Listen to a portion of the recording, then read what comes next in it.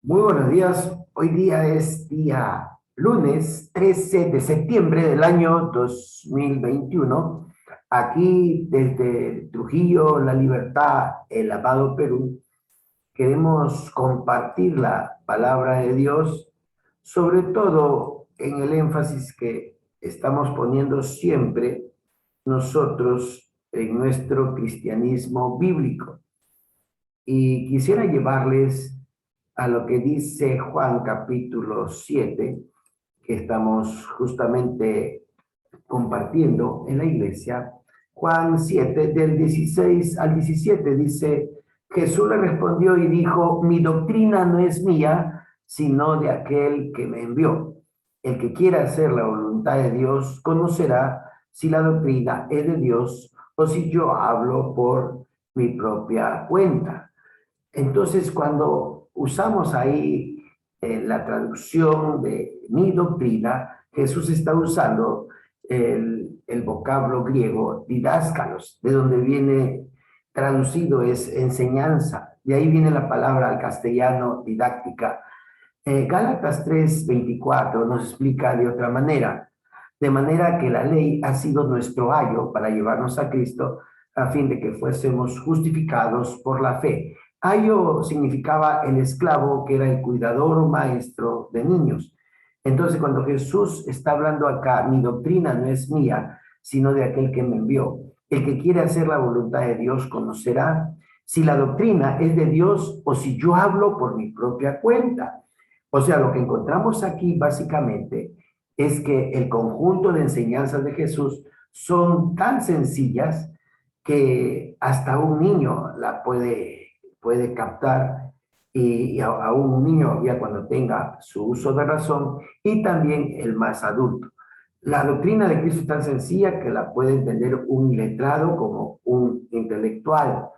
Entonces, vamos al Antiguo Testamento, y cuando fue traducido del año 280, antes que naciera nuestro Mesías, el Señor Jesucristo, se tradujo la Biblia del hebreo y arameo al griego.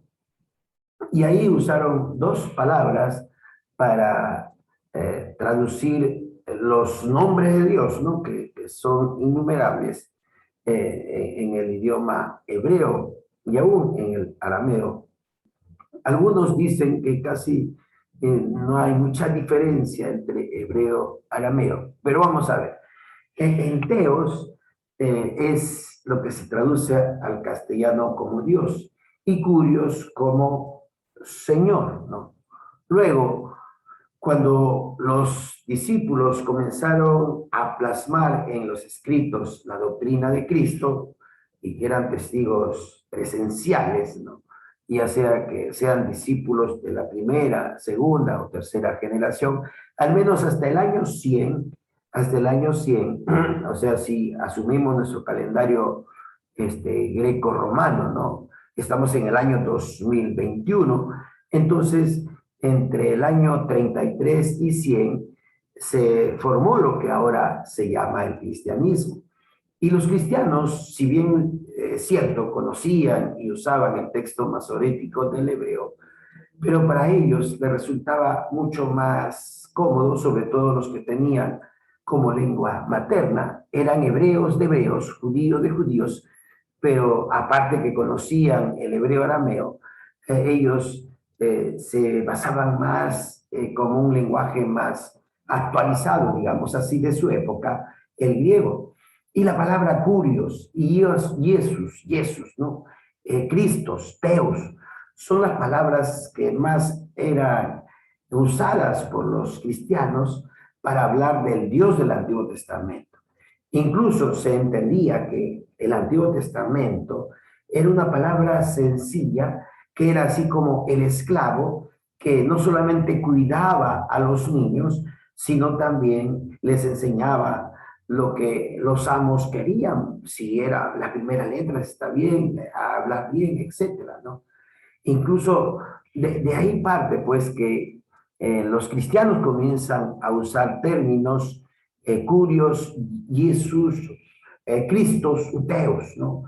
que es una combinación, y ya en el castellano podemos decir lo que es Jesús, es el Cristo, el Señor. Jesús es Jesús en griego, ¿no? Yahshua en hebreo, ¿no? O arameo, como lo quieran conocer, ¿no? Pero el Yahshua viene a ser el Jesús, que en castellano es Jesús. Por eso decían que Jesús, el hijo del carpintero, era el Mashiach en hebreo, o era el Cristo. El Cristo se puede traducir como el ungido, el enviado, el Mesías, ¿no? Y Jesucristo es el Señor. Eh, es curios, ¿no? La palabra de arriba, curios, ¿no? Entonces, para un hebreo de hebreos, pero de lengua materna,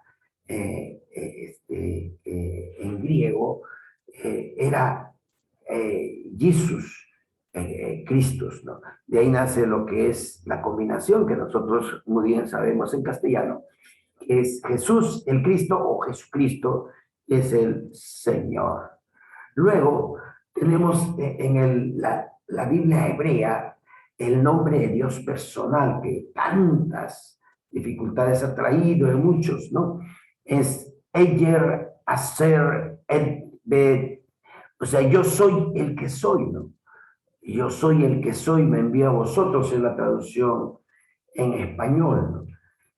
Y justamente estas cuatro consonantes, noten que en hebreo ahí están las cuatro consonantes, después comenzaron a agregar vocales para poder, digamos, poder pronunciar, ¿no? Porque estas consonantes era el nombre impronunciable de Dios. Y algunos inclusive decían, los más antiguos, que aún escribir estas cuatro consonantes ya se quebrantaba el segundo mandamiento: no tomarás el nombre de Dios en vano. Por lo tanto, ni lo escribían ni tampoco se pronunciaba. Entonces, por eso algunas copias y copias que se han encontrado durante la historia, hay copias hebreas donde por copias antiguas o otras copias similares, sí aparecen las cuatro consonantes, pero en otros escritos ni siquiera aparece, y lo dejan en vacío porque era, digamos, algo que ellos creían que solamente escribir estas cuatro letras y hebreas antiguas ya se quebrantaba el mandamiento y lo dejaba en blanco. Otros la misma pronunciación, ¿no? Ya. Bueno, vamos a ver entonces, volvemos a lo que Jesús dijo en Juan 7:16. Jesús le respondió y dijo: mi doctrina no es mía, sino de aquel que me envió. El que quiere hacer la voluntad de Dios conocerá si la doctrina es de Dios o si yo hablo por mi propia cuenta, ¿no? Esto nos lleva a la enseñanza apostólica, ¿no? Por ejemplo, en el año 60-62 de Pablo a Timoteo, Pablo le escribe en 1 Timoteo 1:3: como te rogué que te quedases en Éfeso cuando fui a Macedonia, para que mandases a algunos que no enseñen diferente doctrina. Y aquí la palabra justamente que se traduce como diferente doctrina, o algunos lo traducen también sana doctrina, es lo que llamamos la ortodoxia, ¿no? En griego. Y ortodoxia quiere decir, perdón, heterodoxia, disculpe, heterodoxia. O sea, algunos que no enseñan diferente doctrina es heterodoxia. Y heterodoxia es agregarle, así como Pablo después usa en Primera de Pedro, capítulo 2, que hay que tomar el alimento espiritual no adulterado, la leche espiritual no adulterada, y es cuando a la leche se le agrega agua, y así el mercader puede ganar más dinero, aunque vende una leche ya adulterada, que ya no va a ayudar en la alimentación de aquellas personas que lo toman. Entonces, la palabra heterodoxia, que no enseñan diferente doctrina, heterodoxia, quiere decir que se le agrega. Cuando decimos Cristo y la ley mosaica, tienen que circuncidarse para ser cristianos o ser salvos. Cristo y la Virgen María, Cristo y el libro Mormón, Cristo y las encíclicas papales, Cristo y lo que se dijo en tal concilio. O sea, se le agrega a la palabra de Dios. Nosotros como evangélicos, sobre todo de la familia bautista, como evangélicos, creemos que los 66 libros, 39 en el Antiguo y 27 en el Nuevo, se cerraron en el año 100 con el último apóstol que murió, que es justamente el amado Juan. Pero miren, en el año 60-62 escribe Pablo, aunque algunos dicen que tal vez es 62 a 64 cuando él estuvo en libertad. Y él escribe ya, Pablo sale, y efectivamente sale de su encierro, donde lo dejamos en Hechos 28-31, en una casa alquilada con soldados romanos, porque esperaba que el emperador Nerón le dé una sesión donde él podía defenderse con su abogado. Muchos inclusive, y hay una historia que mencionan que tanto Lucas, el escrito o evangelio del doctor Lucas, porque era un médico y griego, que fue evangelizado por Pablo y conoció también a Pedro. El doctor Lucas buscó evidencias, por eso relató lo que se llama el Evangelio de Lucas, que en los primeros años, o sea, el año 300 se canonizó justamente el Evangelio y también el libro histórico de Hechos, según dicen algunos, eran juntos, era un solo tomo de Lucas, el Evangelio de Lucas y Hechos. Y es que el Evangelio de Lucas fue un intento que hizo de investigación el doctor Lucas para presentar la defensa de Pablo, luego que él se le dio audiencia para que Nerón y algunos senadores pudieran escuchar su defensa con un abogado. Y se dice que se presentó a la defensa el escrito de Lucas, que es el Evangelio, y también la historia de la iglesia de los primeros años. Y por supuesto, algunos dicen, lógicamente por eso, Hechos termina cuando Pablo espera su defensa. Sea cierto o sea verdad este relato, lo que sí sabemos y se ha comprobado es que Pablo salió libre entre el año 62 y 63. Y en el año, escribe ahí primera Timoteo, y él comienza a poner orden en cuanto a lo que es un pastor o el mensajero que dice Apocalipsis capítulo 2 y 3. Cuando Dios le escribe a las iglesias, se dirige al ángel de la iglesia. Y al ángel de la iglesia no se refiere a seres angelicales porque ellos no tienen autoridad para predicar el evangelio ni dirigir iglesias. Se refiere a los pastores, a los seres humanos como nosotros que estamos al frente de las congregaciones locales. Noten que ahí entonces ya había una enseñanza adulterada. Ya en Hechos 15 relata cómo los judíos quisieron imponer que para realmente los que no eran judíos o hebreos o israelitas tenían que circuncidarse. Ahí viene la heterodoxia. Agregar la ley. Tienes que cumplir la ley para luego conocer al Mesías, ¿no?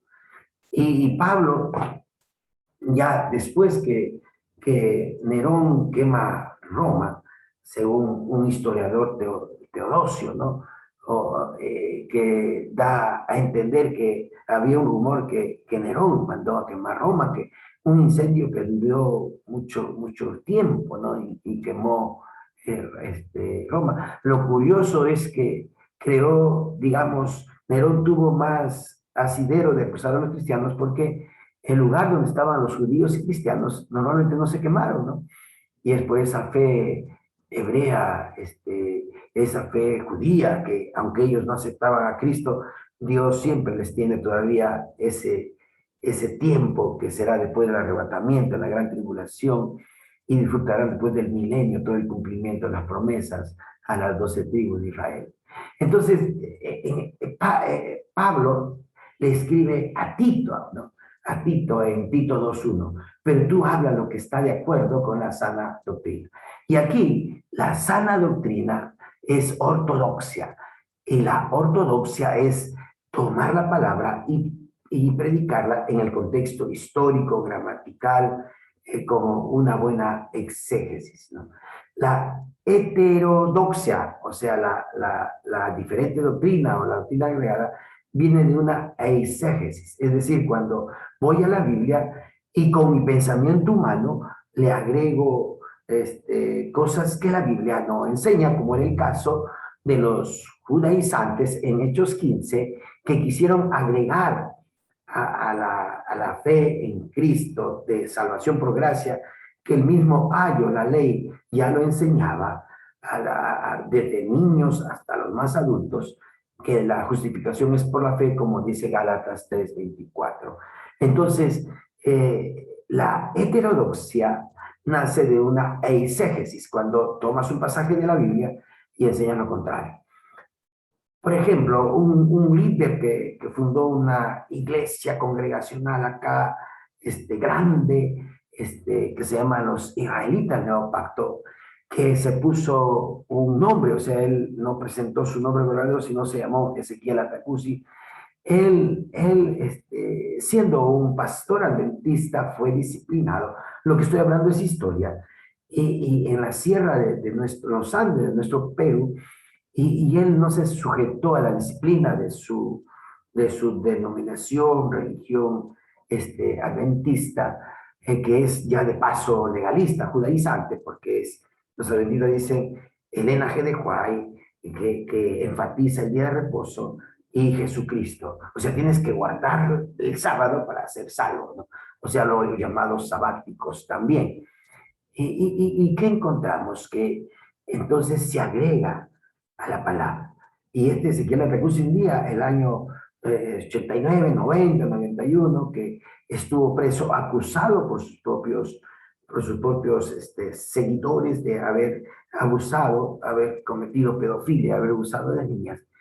Él se defendió diciendo, cuando lo entrevistaron, y es algo que yo vi en una entrevista, el noticiero 90 Minutos, ¿no? Que ahora está muy famoso aquí en Trujillo, que cuando dio la captura hace años atrás, ¿no? De un líder también sangriento, Abimael Guzmán. Entonces, ahí en la entrevista expresó, ¿por qué usted le acusan eso? No, dice, yo solamente le acusaban también de que tenía, bueno, varias mujeres, pero bueno, era bigamia y todo eso, que es un delito en el Perú.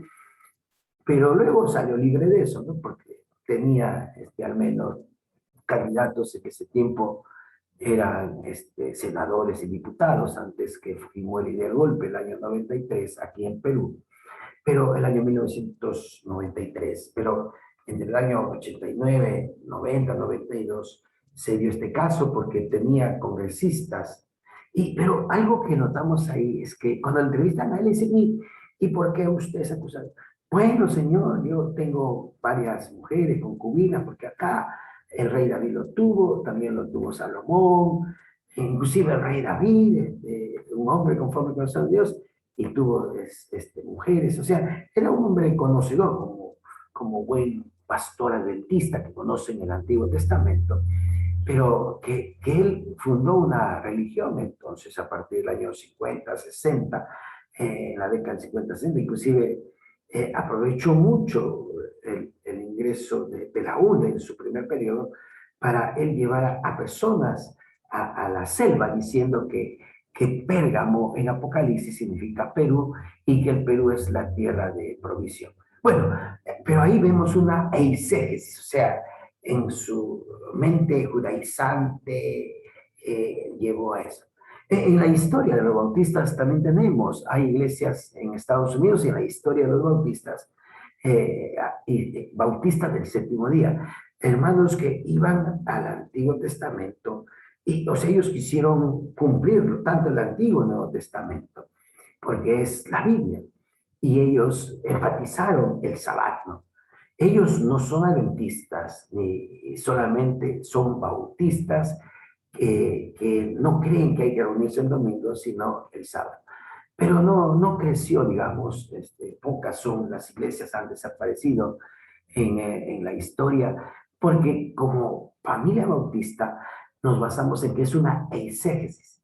Cuando alguien te diga que no solamente es Cristo, sino tú tienes que conocer el lenguaje con que Dios te va a escuchar, que es el hebreo divino. Noten que es ese concepto equivocado hebreo lo toma la iglesia católica romana, diciendo que la Biblia solamente hay que traducirla al latín. Y cualquiera que la traduce a otro idioma va a ser quemado, va a ser, hay una bula papal y lo mataban, lo asesinaban, que nació ahí una persecución contra los cristianos, ¿no? O sea, los evangélicos, los reformados, los luteranos, los pueblos luteranos y calvinistas hicieron lo mismo con los anabautistas o los rebautizadores que comenzaron ellos ser fieles a la escritura el bautismo, el término griego lo dice, es sumergido. Entonces aquí encontramos la diferencia entre heterodoxia y ortodoxia. Entonces la ortodoxia nace de una exégesis. Y una exégesis es que tú ves el texto histórico, cultural y todo ello, y lo explicas y extraes los principios que la Biblia dice. En cambio, una heterodoxia nace de una eisegesis, que tú ya vas con una mentalidad y es lo que muchas veces dice, vamos, bueno, voy a buscar un tema, a ver, ¿qué dice la Biblia sobre el aborto? Y comienzo a buscar, pero ya voy con una idea preconcebida. O sea, no, a veces eso me lleva a no hacer caso al contexto histórico. De ahí que los sermones de los bautistas o de los que quieren predicar no pueden darse solamente en 20 minutos o en 5 minutos. A veces demoran 3 horas. Spurgeon predicaba 3 horas. Y en los primeros siglos, por ejemplo, hay actas de las iglesias bautistas del siglo XVI, XVII, que sus cultos, como eran en el campo, ¿no? Comenzaba a las 6 de la mañana, terminaba a las 12, ¿no? Hasta que después ya se ordenaron, como eran agricultores, dijeron, hey, de 6 a 12 y cuando hago mis tareas, entonces, y ahí entonces comenzaron a fijar, al menos en las iglesias evangélicas, bautistas, el culto a las 11 de la mañana, porque iban temprano a la chacra, todo, y ya a las 11 estaban libres. Y ahí viene también, miren, lo que es una interpretación equivocada, o lo que es una exégesis. O cuando digo, no, el culto es el día domingo a las 11 de la mañana. No, o sea, el culto puedes hacerlo en cualquier momento. Y también, no, el día sagrado es el séptimo, no, es el primero. Y eso se ve en Romanos capítulo 14, cuando Pablo aclara eso, que es judío y quiere guardar el sábado, que lo guarde. Pero el que es libre y conoce la libertad en Cristo y más bien tiene respeto a ese hermano judaizante que es débil en la fe y que, bueno, si es que guarda lo bueno. Entonces es muy importante el hecho, o también ya es una heterodoxia cuando se impone, ¿no? Que si no guardas el reposo, si no te circuncidas, no eres salvo, y ya se enseña una doctrina de salvación equivocada, más legalista o judaizante de los siglos antes de Cristo y los siglos judaizantes en el primer siglo y hasta hoy día que existe la religión judía. Pero tenemos ya en el año 96 al 100, por eso nosotros como evangélicos en su gran mayoría creemos que el canon se cerró el año 100. Ahora, ¿por qué recién se canoniza el año 300? Porque comenzó una herejía del gnosticismo en el siglo segundo, tercero. Por ejemplo, Marción, que era un predicador, predicaba sobre las enseñanzas del Nuevo Testamento. Él trató de hacer un primer canon, ¿no? Pero ¿cuál fue su error? Satanizar a lo que es el Antiguo Testamento. Y cuando hemos visto en la doctrina de Cristo, algunos decían que Jesús era un falso y hasta lo tildaron de que era algún endemoniado. Entonces, esa tendencia judaizante sigue hasta ahora. Para muchos judíos, que yo diga Jesús es el Cristo, uy, ellos satanizan Nuevo Testamento. Inclusive los judíos, algunos judíos muy extremistas, satanizaron la misma Biblia hebrea.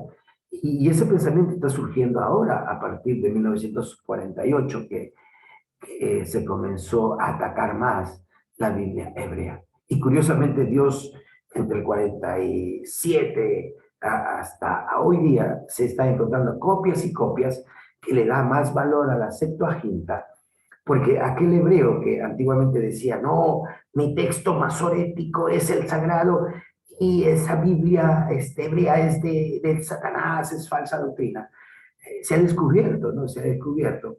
Por supuesto, algunos judíos han muerto, no se han enterado, debido a los descubrimientos actuales de los rollos del Mar Muerto, que más bien la Septuaginta, según lo dicen los mismos judíos, doctores que están viendo, los cuidadores de los rollos, todo, que la Septuaginta más bien es una copia del hebreo arameo griego más antigua que el texto masorético que pretenden decir que es la única palabra de Dios.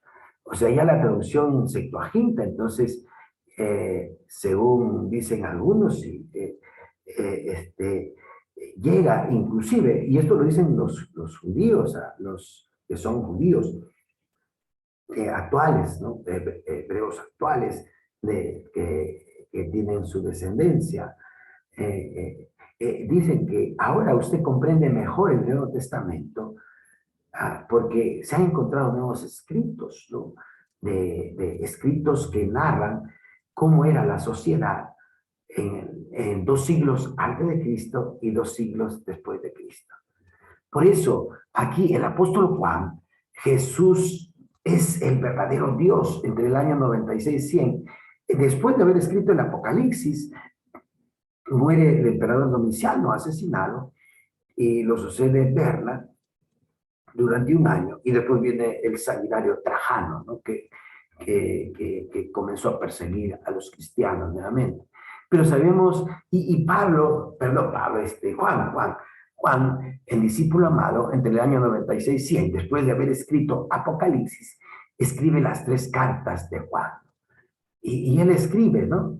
Pero sabemos que el Hijo de Dios ha venido y nos ha dado entendimiento para conocer al que es verdadero. Y estamos en el verdadero, su Hijo Jesucristo, quien es el verdadero, el Dios y la vida eterna. O sea, el verdadero Dios y la vida eterna, ¿no? Zoe onion es en griego, ¿no?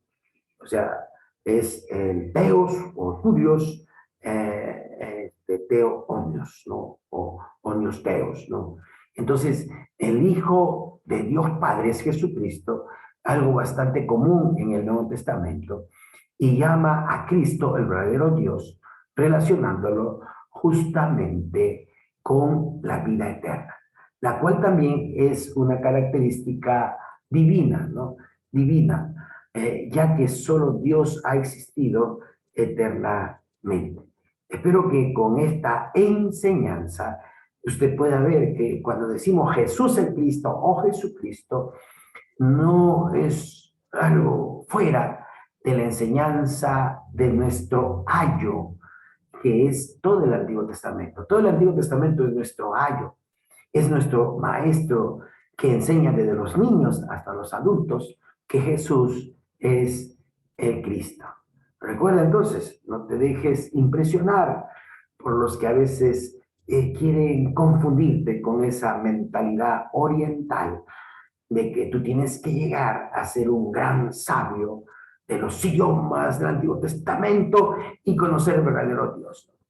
Y en realidad algunos hasta en ignorancia dicen, bueno, no, Jesús es su nombre del enemigo, ¿no? Como decían los primeros hebreos a Jesús y a sus discípulos, ¿no? Inclusive dicen, no, ahora el nombre es Yahshua, Yahshua, pero no saben que él está pretendiendo hablar un idioma que es el hebreo antiguo, que Yahshua inclusive es más castellano, ¿no? Porque es la fonética, pero Yahshua es Iusos en griego y es Jesús en castellano. Y cuando se dice Mashiach o Mesías o el ungido o el elegido, que los judíos esperaban y esperaban hasta ahora, es el Cristo, que es el Mesías elegido, o es el Mesías en castellano. Que Dios te bendiga, querido hermano en Cristo, y anímate, hermano, y dile al mundo que Jesucristo es el Rey. Anímate, hermano, y dile al mundo que Jesucristo es Rey. Anímate, hermano, y dile al mundo que Jesucristo es Rey. Anímate, hermano, y dile al mundo que Jesucristo es Rey. Jesucristo sigue siendo el Rey. Acá un saludo a todos los hermanos de las diferentes iglesias evangélicas.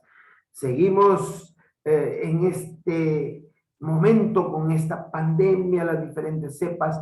Aquí estoy en la ciudad de Trujillo, La Libertad, el Perú, y predicando el evangelio, predicando esa fe dada una vez a los santos. Y anímate, hermano, anímate. Es verdad que somos diferentes denominaciones porque Jesús mismo dijo que Él era causa de división, pero en esas diferentes denominaciones se mantiene la ortodoxia o la sana doctrina. Así que evitemos la heterodoxia, evitemos la eisegesis, hagamos una ortodoxia, prediquemos, vivamos la sana doctrina, hagamos una exégesis siempre, una enseñanza para la gloria de Dios. Que Dios te bendiga.